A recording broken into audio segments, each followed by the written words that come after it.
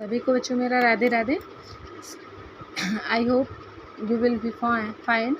And बच्चों, सबसे first of all मैं कहना चाहूँगी सभी को दीपावली की हार्दिक शुभकामनाएं। ठीक है बच्चों, तो अब देखिए ये बच्चों क्वेश्चन है जो म्यूजिक के हम आपके लिए आगे के लेकर आए हैं 50 क्वेश्चंस। ठीक है, तो इसको आप देखिएगा, इसमें से खुद आप चेक करिएगा कि आपको कितने क्वेश्चंस के आंसर आपको आते हैं। ठीक है, और ये जो आपको ये एक्सप्लेनेशन जो बच्चों हम बता रहे हैं, इससे भी बहुत सारे क्वेश्चन बनते हैं, तो इसको भी आप है जो ध्यान से ही पढ़िएगा। जैसे जैसे मुझे समझ में आता जाएगा वैसे मैं बताते हुए किस टाइप से क्वेश्चन इसके बनते हैं। और बच्चों एक बात कहना चाहूँगी कि सभी बच्चे हैं जो मेरे चैनल को लाइक और सब्सक्राइब कर दिएगा अगर आपको अच्छा लगता है तो। ठीक है, तो चलिए शुरू करते हैं। पहला क्वेश्चन आपका है रूपक ताल का छंद है। रूपक ताल का छंद है, पहला ऑप्शन है 2 2 3, फिर 2 3 2, फिर 3 2 2। ठीक है, तो इसका छंद क्या है, मतलब इसके विभाग है जो कितनी मात्राओं के होते हैं। पहला विभाग कितनी मात्रा का है, दूसरा विभाग कितनी मात्रा का है, तीसरा विभाग कितनी मात्रा का है। तो देखिए दिया हुआ है इसका आंसर हो जाएगा 3 2 2।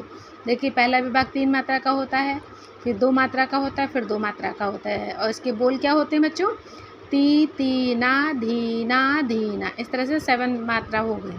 ठीक है, अब देखिए रूपक ताल का छंद 3 2 मात्राओं का है, अर्थात इसके बोलों में उक्त छंद दिखाई देते हैं, जैसे ती तीना धीना धीना, जैसा कि हमने आपको बताया था। फिर रूपक ताल हिंदुस्तानी संगीत की एक लोकप्रिय ताल है जो भजनों और गीतों के लिए आम है। ज़्यादातर देखिए क्वेश्चन एक भी बनता है, पहला तो कितनी मात्राएं होती हैं, कितने छंद होते हैं, कितने विभाग होते हैं, फिर है जो इसके बोल क्या होते हैं पूछा था। कई सारे ताल के बोल दिए जाएंगे थोड़े थोड़े, उसमें से आपको पहचानना होगा कि ये कौन सी ताल है। ठीक है, फिर तीसरा क्वेश्चन आपका बनता है कि है जो मतलब ये है जो रूपक ताल किस किस चीज़ के लिए प्रयोग की जाती है। ठीक है, ऑप्शन में दे दिया जाएगा अलग अलग का ऑप्शन में, तो उसमें से जो आपको सही ऑप्शन आपका होगा उस पर आपको टिक करना होगा। फिर क्वेश्चन है वह कौन सी ताल है। ठीक है, ती तीना धीना धीना, देखिए अभी हमने आपको बताया था किस तरह से क्वेश्चन बनेगा। तो देखिए यही है, कहा जाता है कि झप ताल है, रूपक ताल है, कहरवा है, दादरा है। तो आंसर इसका क्या हो जाएगा, आंसर नंबर 2 रूपक ताल। ठीक, फिर है रूपक ताल का छंद है 3 2 2 मात्राओं का, यही सब इसमें देखिए यही सब चीज़ दिखाई थी, वही एक्सप्लेनेशन आपका दिया है। फिर है पंचम सवारी का तिगुन एक आवर्तन की कितनी मात्राओं के अंतर्गत आएगा। पंचम सवारी का तिगुन, तिगुन तो जानते हैं ना, जैसे ठा होती है, फिर दुगुन 1 मात्रा में 2 मात्रा, फिर तिगुन कितनी मात्राओं में आएगा। ठीक है, ये भी हम आपको बताते हैं। एक आवर्तन में कितनी मात्राओं में आएगा, क्या 6 मात्राओं में आएगा, 8 मात्राओं में आएगा, 10 मात्रा में आएगा या 12 मात्रा में आएगा। ठीक है, तो अब जब पंचम सवारी का तिगुन आप देखिएगा कितनी मात्राओं में। पंचम सवारी का तिगुन एक आवर्तन की 15 मात्राओं के अंतर्गत आएगा। ठीक है, कैसे आएगा, धीना धी धीकत धी धीना धी धीना, इस तरह से। ये आपका देखिए ये दुगुन बना हुआ है। ठीक, इसका तिगुन है जो एक आवर्तन में इस तरह से इसका आएगा। ठीक, देखिए 15 मात्राएं होती हैं, इस तरह से इसका है जो तिगुन आएगा। इसमें देखिएगा ये जो इसके है जो ये ऑप्शन बच्चों दिए हुए हैं, इसके ऑप्शन गलत हैं, क्योंकि ना 6 मात्रा में आएगा, ना 8 मात्रा में आएगा, ना 10, ना 12। क्योंकि आप जानते हैं देखिए इस तरह से पंचम सवारी लिखी जाती है, जैसे कि ठाल है इसकी लिखी है, इस तरह से लिखी जाती है। लेकिन इसकी तिगुन है जो कैसे बनेगी, यहाँ तो 1 मात्रा में एक ही जिससे इसके बोल आते हैं, इस तरह से लिखा हुआ है, ठा इसकी लिखी है। लेकिन तिगुन आएगी तो कैसे आएगी, आप जानते होंगे, जैसे धी ना धी धी हैं, इस तरह से। ये फिर आपका ये सिंगल बोल हो गया, ये 1 मात्रा हो गई। ठीक, 2 3 मात्राएं हो गई ना। तो लेकिन अगर इसकी तिगुन बनेगी तो तीनों को ऐसे ऐसे करके बंद कर दिएगा, तभी एक बोल होगी। इस तरह से इसकी है जो एक तिगुन है जो एक आवर्तन में आएगी। ठीक, एक 15 मात्राओं की कितनी में आएगी, 3 5 15, इस तरह से आएगी। तो ये इसके सारे ऑप्शन इसके बच्चों गलत हैं। ठीक है, लेकिन तिगुन बनेगी तो ऐसे ही बनेगी जैसे हमने बताई है। ये देखिए ठाल है दी हुई है, जैसे हमने 1 मात्रा की बनाई है वैसे ही है जो सारी मात्राओं की तिगुन इसी तरह से एक आवर्तन में बनेगी। अब नेक्स्ट देखिए 2 3 2 3 मात्रा है जो किस ताल का छंद है। ठीक है, क्या झप ताल का है, तीव्रा का है, 3 ताल का है, कहरवा ताल का। पहले तो समझ लीजिए 2 3 कितने हुए, 5, फिर 2 3 हो गए 5, तो कुल मिला के 10 मात्राएं हो गई। तो 10 मात्राएं की ताल कौन सी है, क्या तीव्रा ताल है। तीव्रा ताल कितनी मात्रा की है, 7 मात्रा की। कहरवा आपकी 8 मात्रा की, 3 ताल आपकी 16 मात्रा की, तो झपताल कितनी हो गई, झपताल आपकी होती है 10 मात्रा की। तो इस तरह से इसका ऑप्शन कौन सा हो जाएगा, नंबर 1 का। तो देखिए यही विभाग इसके दिखाया है, झपताल की है, झपताल 10 मात्रा की ताल है और 10 मात्रा के बोल हैं। यह ताल गीत, ख्याल, गायकी आदि के साथ बजाई जाती है। इसमें तीन तालियां होती हैं। और एक बात और बच्चों, ये जो तालों के बारे में हमने आपको इससे पहले भी जो सारे वीडियो हमने आपके बनाए हैं, तो उसमें भी हमने यही ही कहा है कि इसका प्रयोग है जो किस किस चीज़ में होता है, इसको ज़रूर उसके सामने नोट कर लीजिएगा, ठीक है, क्योंकि ज़्यादातर ये क्वेश्चन बहुत ही आता है। फिर देखिए नेक्स्ट क्वेश्चन, धमार ताल कितने मात्रा की होती है, 10 मात्रा की, 14 मात्रा की, 15 मात्रा की, 16 मात्रा की। तो आपकी कितनी हो गई, धमार ताल कितनी मात्रा की होती है, आंसर आपका हो गया 14।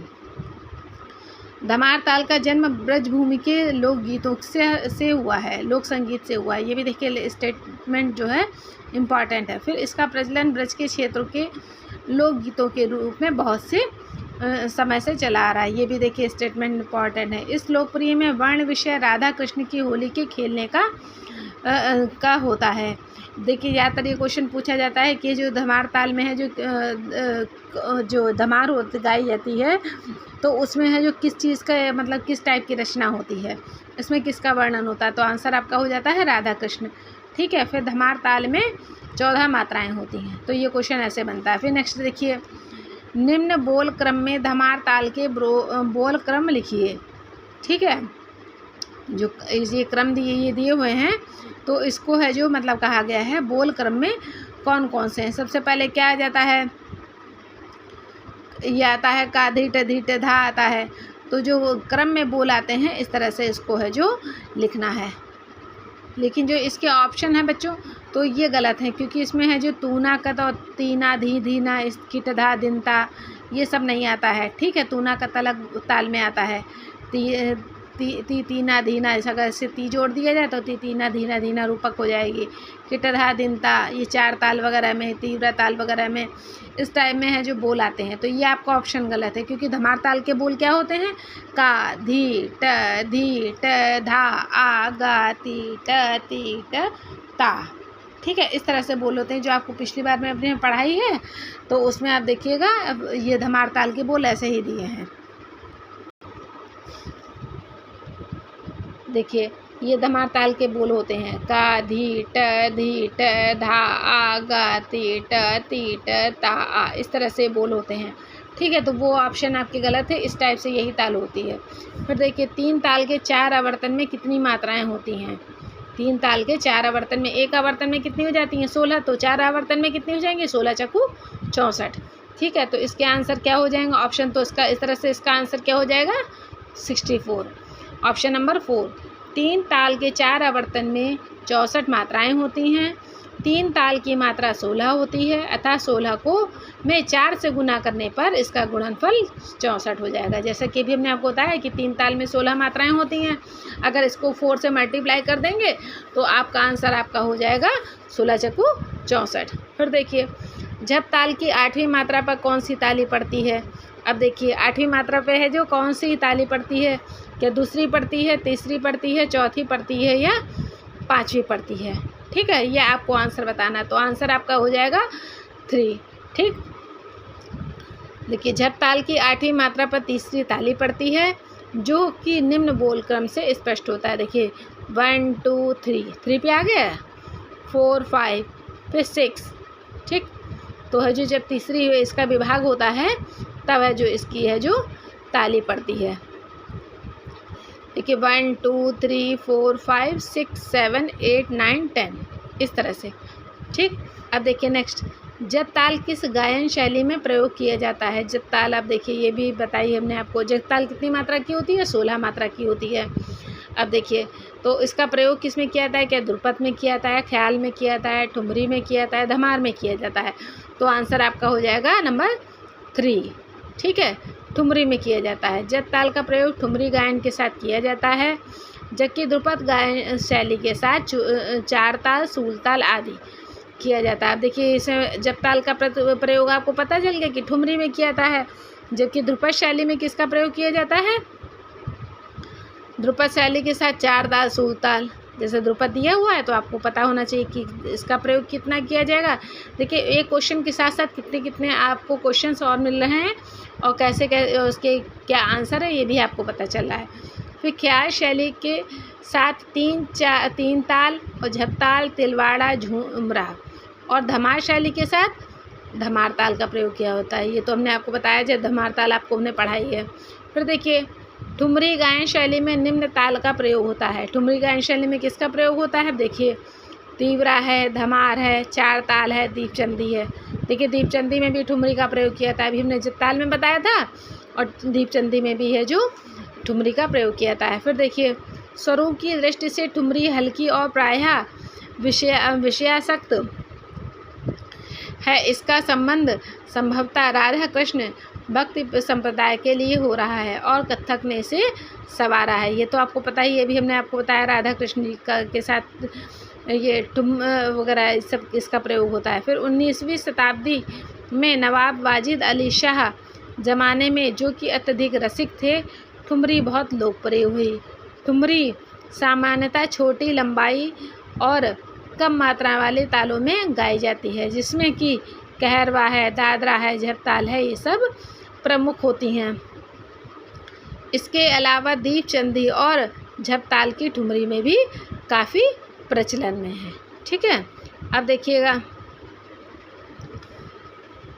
अड़ाना राग किस थाट का है?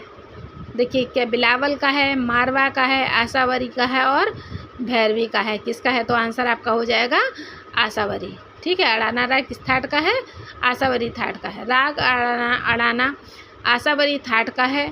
इस अड़ाने के आरोह में गंधार वर्ज होने के कारण इसे राग दरबारी कानड़ा से अलग है।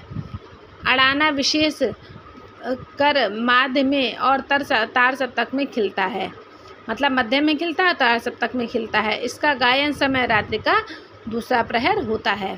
फिर है राग तोड़ी के गायन का समय क्या है? दिन का दूसरा प्रहर है, रात्रि का प्रथम प्रहर है, रात्रि का अंतिम प्रहर है, या प्रातः काल का है।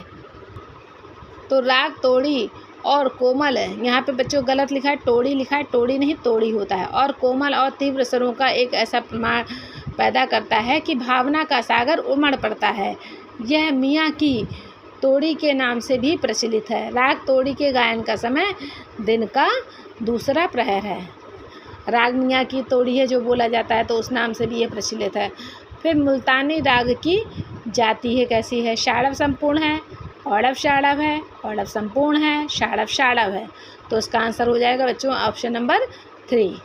मुल्तानी राग की जाति औड़व औड़व संपूर्ण है, क्योंकि इसके आरोह में रे तथा धा स्वर वर्जित है और अवरोह में सातों स्वरों का प्रयोग किया जाता है। तो आंसर आपको पता चल गया होगा कि इसका आंसर औड़व संपूर्ण है। फिर राग गौड़ मल्हार किस थाट का है? ठीक, क्या काफ़ी का है, बिलावल का है, कल्याण का है, भैरव का है? तो आंसर आपका हो जाएगा ऑप्शन नंबर 2 बिलावल। ठीक है, फिर है इसका एक्सप्लेनेशन देखिए। गौड़ मल्हार में थाट संबंधी मतभेद भी हैं। देखिए, क्योंकि कुछ लोग इसे खमास तथा बिलावल जन्य मानते हैं। इसके 2 प्रकार हैं, एक तो काफ़ी थाट का, दूसरा बिलावल या खमास थाट का। राग गौड़ मल्हार का वादी स्वर मध्यम और संवादी स्वर षडज है। इसको गाने का समय वर्षा ऋतु में का होता है। ठीक, फिर है राग गौड़ मल्हार का वादी संवादी क्या है? रेगा, पासा, धागा और मासा। ठीक है, तो इसका आंसर आपका क्या हो जाएगा? माँ वादी है और सा संवादी है राग गौड़ मल्हार का।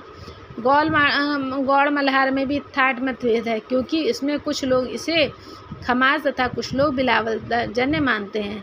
इसके 2 प्रकार हैं, एक काफ़ी थाट का, दूसरा बिलावल या खमास थाट का। राग गौड़ मल्हार का वादी स्वर मध्यम तथा संवादी षडज है। इसको गाने का समय वर्षा ऋतु का है। देखिए गौड़ मल्हार का भी दिया था, ये भी सही चाहे वही चीज़ में बताइए, वही चीज़ है। फिर है राग मियाँ मल्हार के अवरोहन में वर्जित स्वर है। कौन सा वर्जित स्वर है? धा है, गा है, पा है या रे है। ठीक है, तो आंसर इसका हो जाएगा आपका नंबर 2 गा। राग मियाँ मल्हार में थाट संबंधी मतभेद नहीं है। इसमें स्वर संबंधी कोई मतभेद नहीं है। सभी विद्वान दोनों गंधार तथा दोनों निषाद का प्रयोग करते हैं।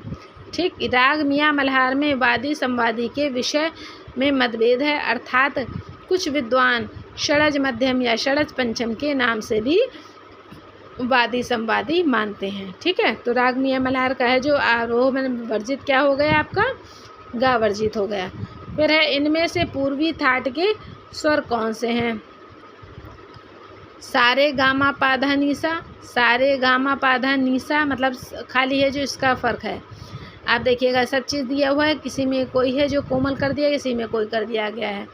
फिर सारे गामा पाधा नीसा, फिर सारे गामा पाधा नीसा, तो आंसर इसका क्या हो जाएगा, सा रे गा कोमल है, मा तीव्र है और धा और नी सा।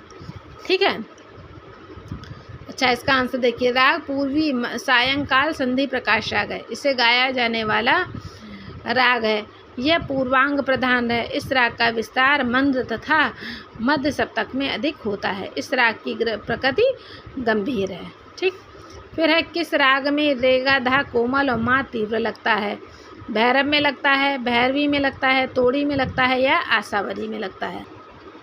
राग तोड़ी में रेगा धा कोमल और मध्यम तीव्र तथा अन्य स्वर शुद्ध हैं। राग तोड़ी का वादी संवादी धैवत है तथा गंधार है।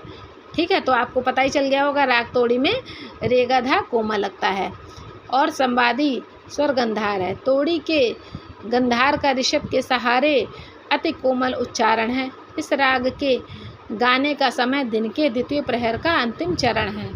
फिर है बांसुरी किस वर्ग का वाद्य है? घन है, तत है, सुशिर है और अवनद्य है, तो इसका आंसर हो गया सुशिर। ठीक है, बांसुरी सुशिर वर्ग का वाद्य है। फूंक या हवा के द्वारा बजाए जाने वाले वाद्य सुशिर वाद्य के अंतर्गत आते हैं, जैसे शहनाई है, हारमोनियम है आदि है। अभी जब इससे पहले कुछ दिन पहले हमने आपको वाद्यों के बारे में बताया था, तो उसकी डिफिनेशन भी हमने बताई थी, कौन सुशिर वाद्य में आते हैं, कौन सप्त वाद्य में आते हैं, कौन घन वाद्य में आते हैं, कौन अवनद वाद्य में आते हैं। ठीक है, तो उसी से देखिए ये आपका आंसर है जो क्लियर हो जाएगा। फिर गायन के साथ क्या बजाया जाता है? सारंगी बजाई जाती है, सितार बजाया जाता है, शहनाई बजाते हैं या सरोद बजाया जाता है। तो गायन के साथ क्या बजाया जाता है? सारंगी बजाई जाती है। सितार तत्वाद के अंतर्गत आता है। इस वाद के होने के इसे तार लगे होते हैं जिसके कंपन से स्वर की उत्पत्ति होती है। सारंगी से इसमें इसके तारों को कमानी से रगड़कर बजाया जाता है। इसे गायन के साथ बजाया जाता है। भातखंडे द्वारा लिखित पुस्तक कौन सी है? अभिनव राग मंजीरी, बृहददेशी, संगीत रत्नाकर या नाट्यशास्त्र। ठीक है, तो कौन सी है? आंसर आपका हो जाएगा अभिनव राग मंजीरी, जो भातखंडे जी के द्वारा लिखी गई है। अब देखिए भातखंडे द्वारा, ये देखिए इंपॉर्टेंट स्टेटमेंट है बच्चों, भातखंडे द्वारा लिखित पुस्तक अभिनव राग मंजरी है, जैसा कि क्वेश्चन बताया गया, जबकि बृहददेशी के द्वारा लेखक मतंग, संगीत रत्नाकर के लेखक सारंगदेव एवं नाट्यशास्त्र के लेखक भरत मुनि। देखिए एक स्टेटमेंट के साथ, एक क्वेश्चन के साथ कितने, एक तो ये आपका हो गया जो कि क्वेश्चन को इंडिकेट कर रहा है।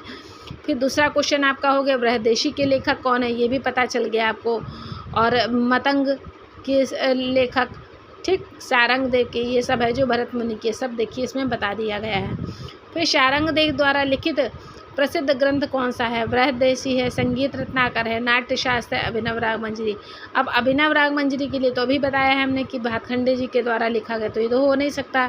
ठीक, बाकी बचे हैं 3 ऑप्शन जो कि भी इसके द्वारा भी आपको पता, अभी हमने बताया है, तो उसका आंसर आपका हो जाएगा संगीत रत्नाकर। ठीक है, तो सारंगदेव के द्वारा प्रसिद्ध ग्रंथ संगीत रत्नाकर है, बृहददेशी के द्वारा मतंग, देखिए जैसा अभी बताया गया था, नाट्यशास्त्र भरत मुनि, अभिनव राग मंजरी भातखंडे। ठीक, नेक्स्ट क्वेश्चन देखिए, नाट्यशास्त्र के लेखक हैं, कौन लेखक हैं? सारंगदेव, नारद, मतंग और भरत। ठीक, तो इनके लेखक कौन से हैं? नंबर 4 का ऑप्शन हो जाएगा भरत। नाट्यशास्त्र के लेखक भरत मुनि हैं। नाट्यशास्त्र में रागात्मकता, सरगम, रूप और वाद्य के विषय में महत्वपूर्ण जानकारी प्राप्त होती है। वस्तुतः नाट्यशास्त्र एक ग्रंथ है जिसका केंद्रीय विषय नाट्यकला है। फिर नेक्स्ट क्वेश्चन देखिएगा, संगीत रत्नाकर के अनुसार संगीत है, कौन सा संगीत है? गीत है, वाद्य है, नृत्य है या सभी हैं? फिर इसका ऑप्शन क्या हो जाएगा बच्चों? ऑप्शन नंबर 4, संगीत रत्नाकर के लेखक शारंगदेव हैं। संगीत रत्नाकर में प्राचीन और सामाजिक संगीत का विषय वर्णन है, विस्तृत वर्णन है। 7 अध्यायों में क्रमशः स्वर, राग, प्रकीर्ण, विषय, प्रबंध, ताल, वाद्य, नृत्य का वर्णन मिलता है, विशद का वर्णन मिलता है, इसलिए इस ग्रंथ को सप्ताध्यायी भी कहा जाता है। ये क्वेश्चन ये भी पूछा भी जाता है कि सप्ताध्यायी किसको कहते हैं, ठीक है।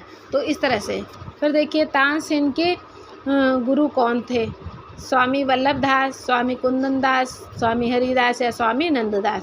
तो इसका ऑप्शन क्या हो जाएगा? स्वामी हरिदास। ये तो है जो मतलब 10th में भी ज़्यादातर क्वेश्चन आता है, तानसेन का जीवन परिचय आता है तो उसमें जो लिखा होता है बच्चों कि तानसेन के गुरु कौन थे, ठीक है। तो तानसेन या रामतनु, जिन्हें रामतनु भी कहा जाता था, हिंदुस्तानी शास्त्रीय संगीत के एक महान ज्ञाता थे। इन्हें अकबर के नवरत्नों में गिना जाता था। तानसेन ने हरिदास के द्वारा वृंदावन में संगीत की शिक्षा ग्रहण की। तानसेन ने मान सिंह की विधवा पत्नी मृगनयनी से भी संगीत की शिक्षा प्रदान की। तानसेन का जन्म ग्वालियर प्रदेश में हुआ। इन सबसे देखिए एक टॉपिक से कितने क्वेश्चन, जैसे तानसेन का बचपन का नाम और भी क्या था? रामतनु, ठीक है। रामतनु किसका नाम था, ठीक है। अच्छा, ये कौन थे? शास्त्रीय संगीत के क्या थे? महान ज्ञाता थे। फिर अकबर के नवरत्नों में कहा जाता है किसे गिना जाता है? तो वो तानसेन हो गया। फिर तानसेन हरिदास के द्वारा वृंदावन में संगीत, इन्होंने कहाँ संगीत की शिक्षा धारण की? इस तरह से इस टॉपिक से क्वेश्चन बनते हैं। फिर आगे विष्णु दिगंबर जी के, उसमें विष्णु दिगंबर पुरस्कार किसके गुरु कौन थे? फयाज था, बालकृष्ण बुवान इचल करंजीकर थे, ये स्वामी हरिदास थे, या इनमें से कोई नहीं। तो आंसर आपका हो गया बालकृष्ण बुवान इचल करंजीकर। फिर इसका व्याख्या क्या है? विष्णु दिगंबर पुरस्कार हिंदुस्तानी शास्त्रीय संगीत के क्षेत्र में एक विशिष्ट प्रतिभा रखते थे। उन्होंने स्वतंत्रता संग्राम के दिनों में महात्मा गांधी की सभाओं सहित विभिन्न मंचों पर रामधुन निकालकर हिंदुस्तानी शास्त्रीय संगीत को लोकप्रिय बनाया। ये बच्चों स्टेटमेंट इंपॉर्टेंट है, ज़्यादातर क्वेश्चन में पूछा जाता है। फिर इन्होंने ग्वालियर घराने में शिक्षित पंडित बाल कृष्ण बुआ इचल करंजीकर से गिरज में संगीत की शिक्षा ली।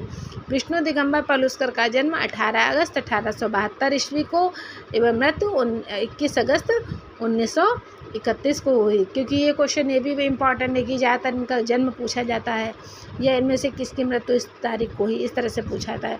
फिर तानसेन का जन्म हुआ ग्वालियर में, आगरा में, दिल्ली में, लखनऊ में। तो इनका जन्म कहाँ हुआ था? ग्वालियर में। तानसेन या रामतनु हिंदुस्तानी शास्त्रीय संगीत में से एक महान ज्ञाता थे। उन्होंने अकबर के दरबार नवरत्नों में भी गिना जाता था। तानसेन ने हरिदास के द्वारा वृंदावन में संगीत की शिक्षा ग्रहण की। तानसेन ने मान सिंह की विधवा पत्नी, ये तो भी सब आपने पढ़ा हुआ है। इनका जन्म कहाँ हुआ था? मध्य प्रदेश में, ग्वालियर के मध्य प्रदेश में, ग्वालियर में हुआ था। फिर पंडित विष्णु दिगंबर पुरस्कार का जन्म कहाँ हुआ था? अभी देखिए हमने आपको बताया था किस तरह से क्वेश्चन आता है। तो देखिए यही क्वेश्चन दिया हुआ है कि 1869 में हुआ था, 1872 में, 1881 में, 1885 में, ठीक है। तो इनका जन्म कब हुआ था? 1872 ईस्वी में, ठीक। और इनकी मृत्यु कब हुई थी? 21 अगस्त 1931 को। फिर पद्म विभूषण इनमें से किसको मिला? आमिर खान को, फयाज खान को, उस्ताद अल्लाह खां को या बिस्मिल्लाह खां को? तो उस्ताद बिस्मिल्लाह खां को का जन्म है जो 21 मार्च 1916 ईस्वी को डुमराव बिहार में हुआ था। यह भारत के प्रसिद्ध शहनाई वादक थे और जिन्हें मामा उस्ताद विलायती, जिनका नाम अली बख्श विलायती, से शहनाई बजाना इन्होंने सीखा था। भारत सरकार ने पद्म विभूषण एवं वर्ष 2001 में भारत रत्न से सम्मानित किया, जो कि भारत सरकार द्वारा दिया जाने वाला सर्वोच्च सम्मान है। फिर है श्रुति कितने प्रकार की होती है? 10 की, 22 की, 18 की, 21 की। तो श्रुति हमारी आंसर क्या हो जाएगा? 22 श्रुति। यह आप में से बहुत बच्चों को पता होगा। फिर हिंदुस्तानी शास्त्रीय संगीत में वह छोटे से छोटा नाच जो कानों को स्पष्ट सुनाई दे, वो समझ ना सके, उसे वो श्रुति कहलाता है। प्राचीन ग्रंथों में श्रुति की परिभाषा इति श्रुति की दी गई है। ये क्वेश्चन बहुत ज़्यादा आता है कि यह जो परिभाषा कहाँ से है जो ली गई है। ठीक, संस्कृत में श्र का अर्थ है सुनना, और जो कानों से सुनी जा सके वह श्रुति है। श्रुति की संख्या 22 है, इनमें से 7 स्वरों की इन्हीं से ही 7 स्वरों की उत्पत्ति होती है। फिर जाति कितने प्रकार की होती है? 3 प्रकार की, 5 प्रकार की, 12 प्रकार की या 22 प्रकार की। तो आंसर आपका हो गया नंबर 1। किसी भी संगीत की जाति मुख्यतः 3 तरह की मानी जाती है। ऑडव जिसमें 5 स्वर लगे होते हैं, षाडव जिसमें 6 स्वर होते हैं, संपूर्ण जिसमें सभी 7 स्वरों का प्रयोग होता है। फिर हिंदुस्तानी संगीत पद्धति में थाट कितने होते हैं? 6, 7, 10, 14। ठीक, तो आंसर इसका हो जाएगा ऑप्शन नंबर 3, 10।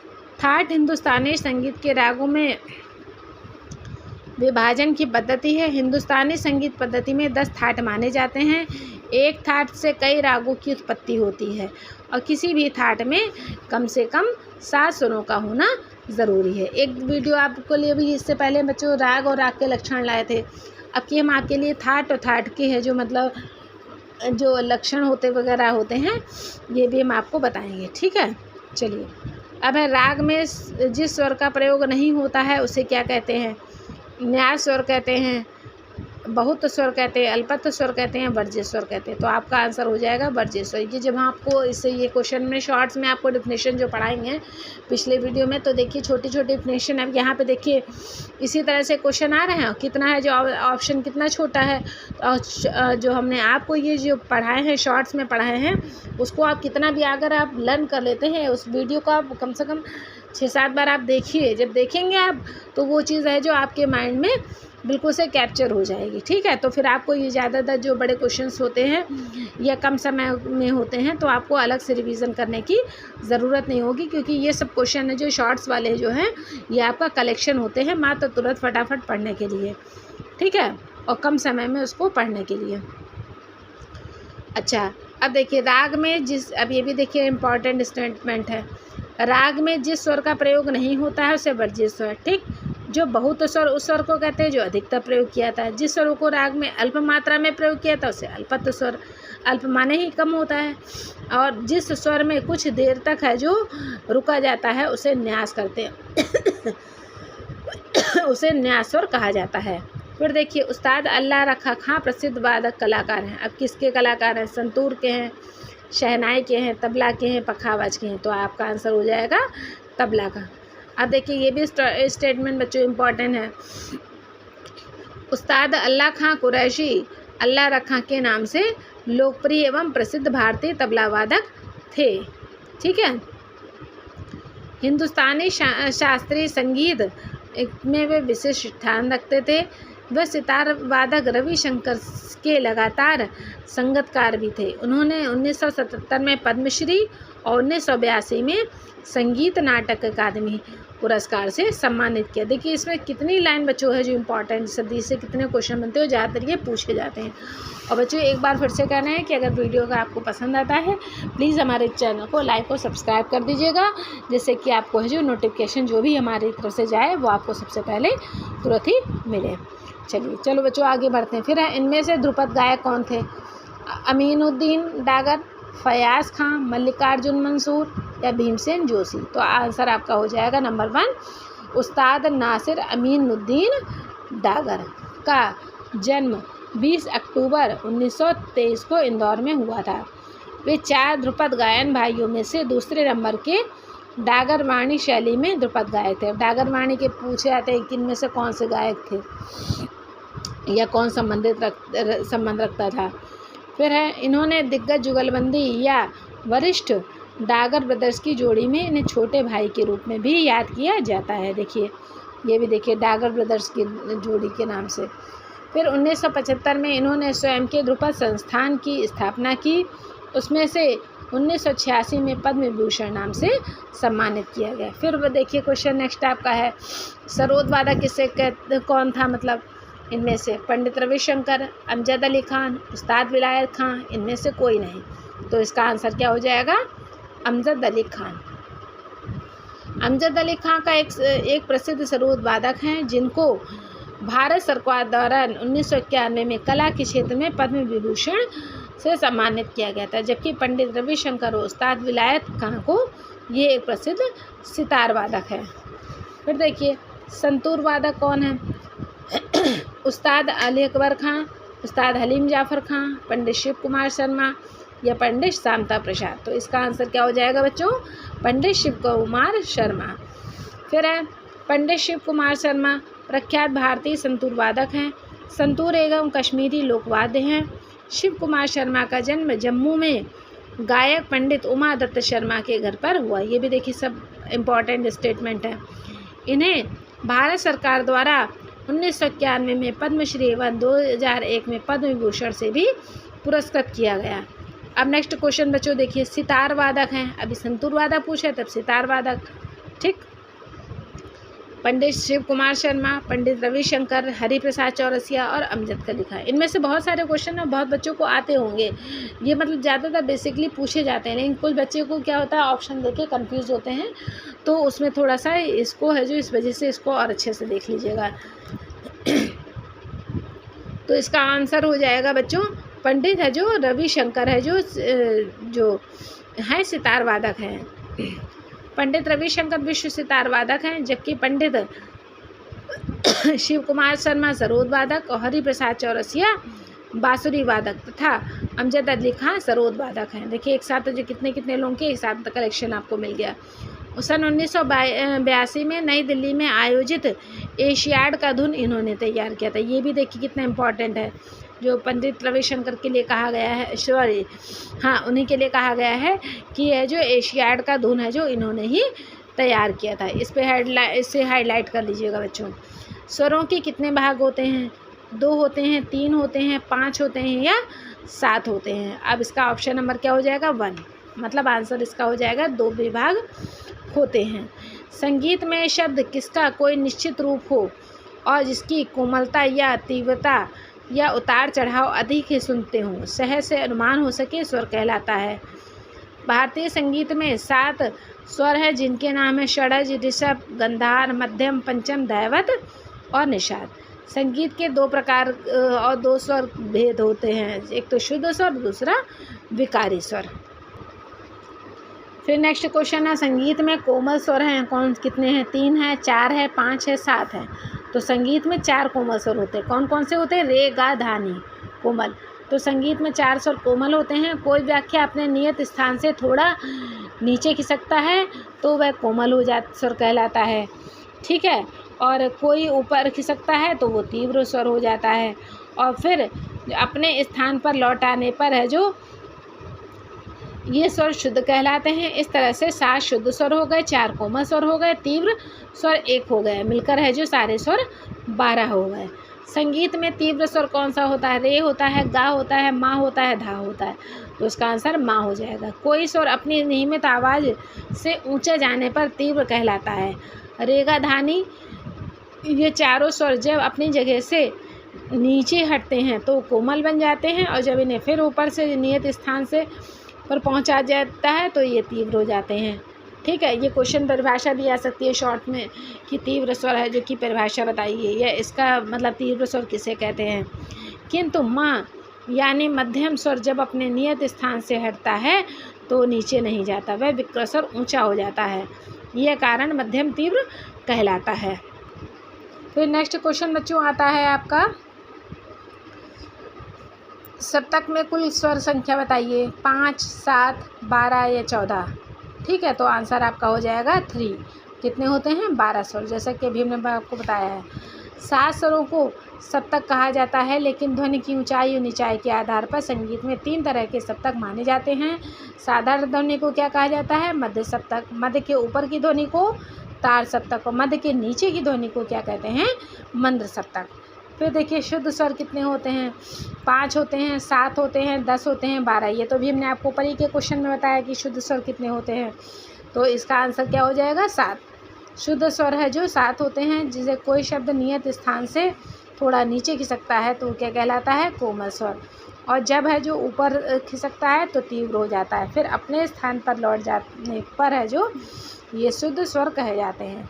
फिर राग का सबसे संपूर्ण स्वर क्या कहलाता है?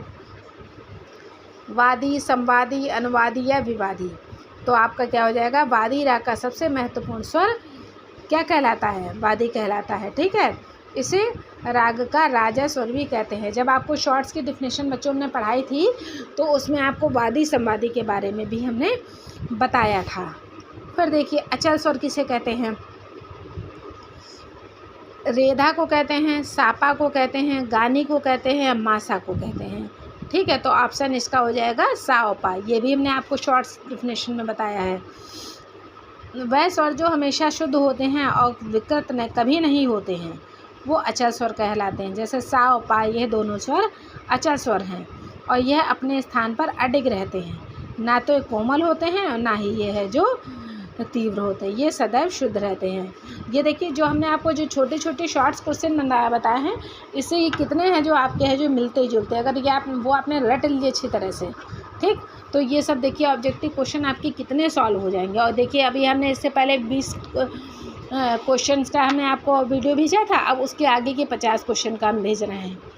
ठीक, तो जितना भी हो जाएगा तो देखिएगा उन जो शॉर्ट डेफिनेशन से आपको कितने सारे क्वेश्चंस मिलते हैं। तो इसलिए कहते हैं कि हमारे चैनल को प्लीज़ लाइक और सब्सक्राइब आप ज़रूर कर लें, आपसे हमारी ये जो विनती है। फिर नेक्स्ट क्वेश्चन है, 1 ग्राम में मूर्छना कितनी होती हैं? 7 होती हैं, 10 होती हैं, 12 होती हैं, 22 होती हैं। ठीक, तो ये कितनी मूर्छनाएँ होती हैं आपकी? 7। 1 ग्राम के भिन्न भिन्न स्वरों को आरंभिक स्वर मानकर गान करने से मूर्छना की रचना होती है। ग्राम में 7 स्वर होते हैं, अतः प्रत्येक ग्राम में 7 तथा 3 ग्रामों में 21 मूर्छनाओं रचना होती है। संगीत में 3 ग्राम माने गए, कौन कौन से? षडज ग्राम, मध्यम ग्राम और गंधार ग्राम। ठीक, फिर है क्वेश्चन नंबर हमारा 67 है, संगीत में प्रायः ग्राम कितने होते हैं? 2 होते हैं, 3 होते हैं या 7 होते हैं? ठीक, तो ग्राम हमारे कितने होते हैं? 3। अभी हमने आपको बताया, पढ़ाया, षडज, मध्यम, गंधार ग्राम। ठीक, ग्राम के भिन्न भिन्न स्वरों को आरंभिक स्वर मानकर गान करने से मूर्छना की रचना होती है। ये देखिए इंपॉर्टेंट है। फिर ग्राम में 7 स्वर होते हैं, अतः प्रत्येक ग्राम में 7 तथा 3 ग्रामों में 21 मूर्छनाएँ होती हैं। मतलब एक में 7 होते हैं तो 7 को 3 से अगर मल्टीप्लाई करेंगे तो 7 यहाँ कितने हो जाएंगे? 21। तो इससे हमारी मूर्छना कितनी हो गई? 21। तो षडज ग्राम, मध्यम ग्राम और गंधार ग्राम। फिर लय कितने प्रकार की होती है? 3 प्रकार की, 2 प्रकार की या 5 प्रकार की या 4 प्रकार की? तो आंसर हमारा क्या हो जाएगा? 3 प्रकार की। कौन कौन सी होती है देखिए, आपको पता, रिमाइंडर करा दें। संगीत में समान गति या चाल को लय कहते हैं। इस तौर पर लय के 3 प्रकार बताए गए हैं। विलंबित लय जो लय धीरे होती है, मध्य लय जो कि लय साधारण होती है, द्रुत लय जो कि साधारण से है जो थोड़ी सी अधिक तेज होती है। इनमें से कौन सा कथन सही है? आड़ा 4 ताल में 14 मात्राएं होती हैं। अब ये देखिए क्वेश्चन कितना बढ़िया है। फिर आड़ा 4 ताल में 16 मात्राएं होती हैं। आड़ा 4 ताल में 10 मात्राएं होती हैं। इनमें से कोई नहीं। तो आड़ा 4 ताल हमने आपको बताया है ना, तो आड़ा 4 ताल में कौन सी मात्रा होगी? 14 मात्राएं होगी। तो ऑप्शन हमारा ये वाला सही हो जाएगा। फिर देखिए इसका एक्सप्लेनेशन, आड़ा 4 ताल में 14 मात्राएं होती हैं। इस ताल में 7 विभाग होते हैं। इस ताल में 1, 3, 7 पर ताली और 11वीं मात्रा पर खाली होती है।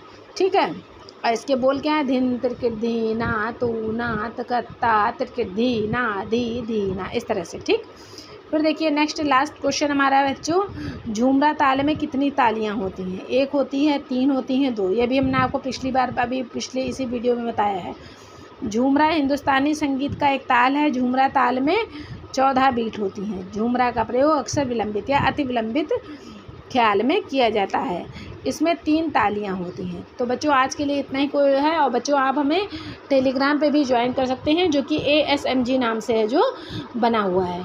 ठीक है, फिर भी अगर आपको कुछ समझ में ना आए, कुछ ना आए, तो आप हमें कमेंट में लिखकर बता सकते हैं। Thank you. आगे के क्वेश्चन है जो नेक्स्ट वीडियो में आपको हम भेजेंगे।